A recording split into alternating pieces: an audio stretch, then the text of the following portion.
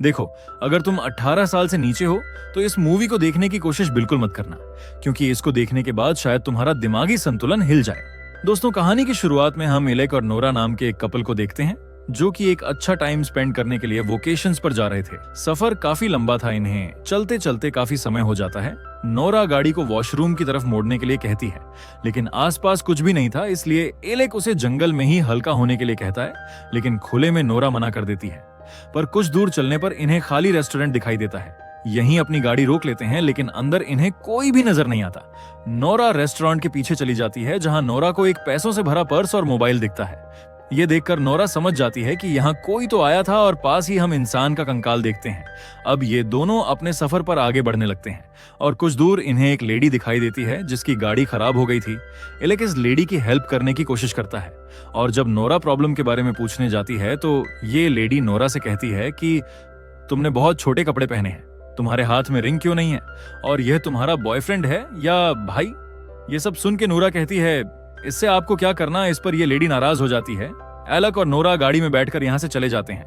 Nora कहती है कि तुम्हें उसकी हेल्प नहीं करनी चाहिए थी। इस पर एलेक कहता है कि मैं नहीं जानता था कि वो इतनी रूड होगी। इसके बाद ये दोनों एक रेस्टोरेंट में जाते हैं जहां और भी कई लोग थे। नोरा नॉनवेज बर्गर ऑर्डर करती है, लेकिन जब दोनों इसे खाते हैं तो इसका टेस्ट काफी अजीब होता है। इसी बीच एलेक की नजर एक अजीब से लड़के पर पड़ती है जो इन्हें ही घूरे जा रहा था।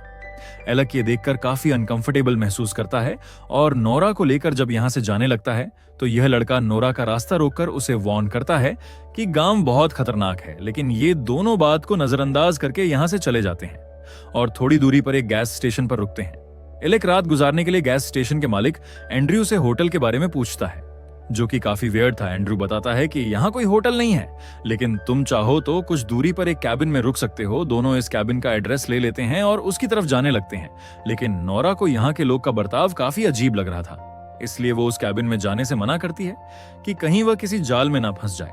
लेकिन एलेक इसे भरोसा दिलाता है कि मैं तुम्हारा ख्याल रखूंगा और सब ठीक है। इसके बाद ये दोनों जब केबिन के बाहर पहुंचते हैं तो वहां बहुत सी गाड़ियां देखकर इन्हें कुछ राहत मिलती है कि यहाँ और भी कई लोग हैं। लेकिन जब अंदर जाकर देखते हैं तो कैबिन बहुत गंदा और वीरान पड़ा होता है और फिर यहाँ लैंडलॉर्ड आता है जो कि इन दोनों को बताता है कि वो इस जगह की देखभाल करता है, इसलिए ज्यादा सफाई नहीं कर पाता और इन्हें एक कमरे में ले जाता है।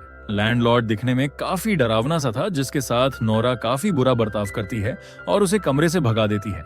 हालांकि इसके लिए एलेक इसे समझाता भी है। रात में जब एलेक और नोरा सो रहे होते हैं तो हम बेड के नीचे एक शख्स को छुपा हुआ देखते हैं जिसके चेहरे पर जानवर का मास्क लगा था। ये इन दोनों पर अटैक करके इन्हें किडनैप कर लेता है और जब सुबह नोरा की आंख खुलती है तो वो एक पिंजरे में बंद होती है। नोरा पत्थर से ताला तोड़ ही रही होती है कि तभी मास्क पहना शख्स यहाँ पे आके इसके ऊपर कुछ लिक्विड फेंकता है, जिससे नोरा बेहोश हो जाती है। और जब नोरा को होश आता है तो वह काफी अजीब तरह से रस्सियों से बंधी हुई होती है और सामने एक मास्क पहनी लेडी के हाथ में एक बड़ी सी सिरिंज होती है, जिससे ये नोरा के अंदर सीमन इंजेक्ट कर देती है जिससे नोरा प्रेग्नेंट हो सके।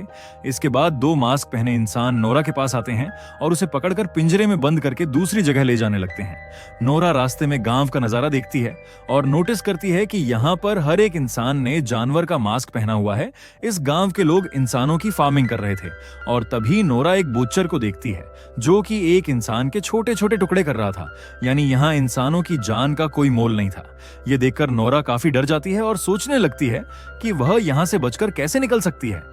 इसके बाद नोरा को जानवरों की तरह एक तबेले में बंद कर दिया जाता है और बाहर से इस तबेले का दरवाजा भी बंद कर दिया जाता है।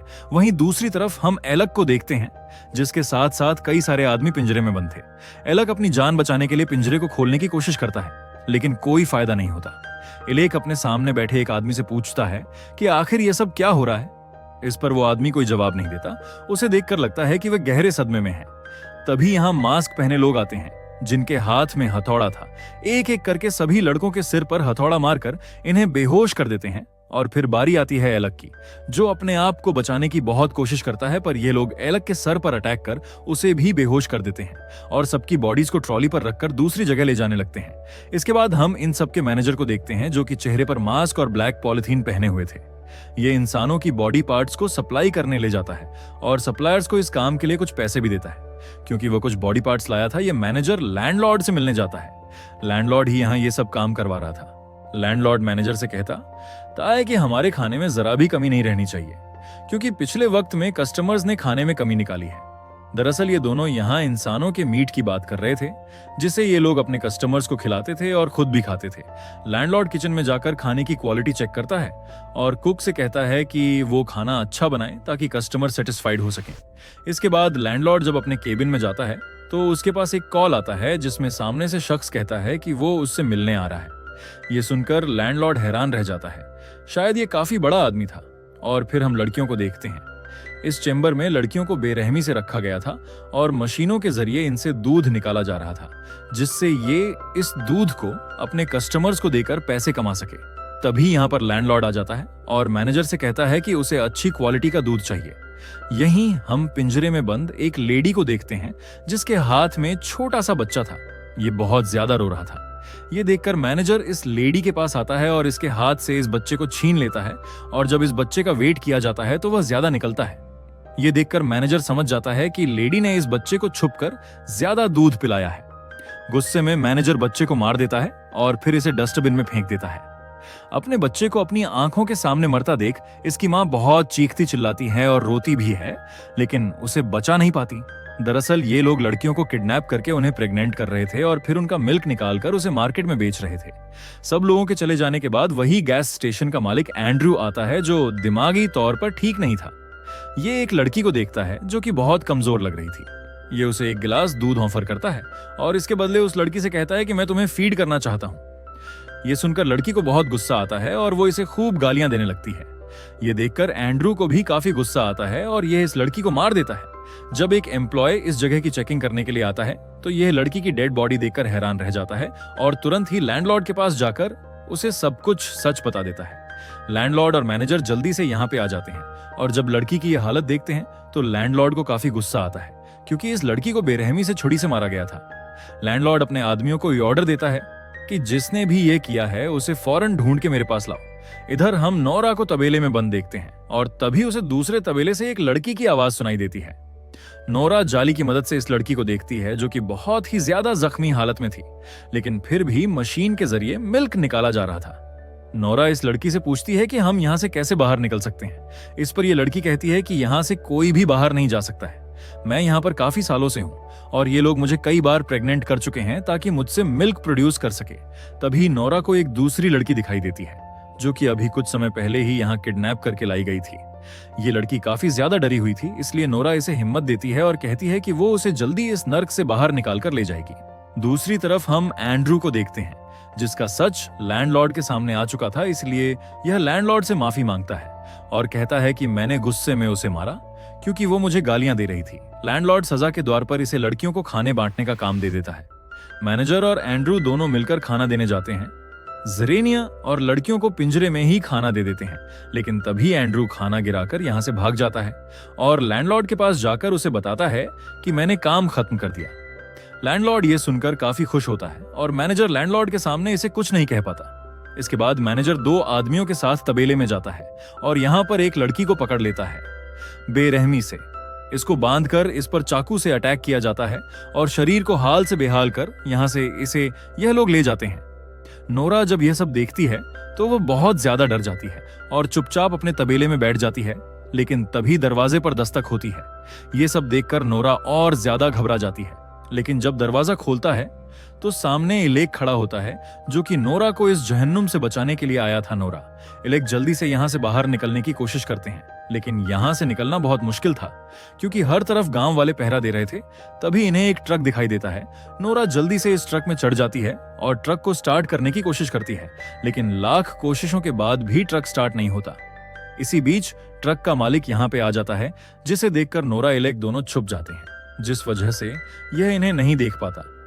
इस आदमी के चले जाने के बाद एलक और नोरा दोनों जब आगे बढ़ते हैं तो इन्हें एक चर्च दिखाई देता है।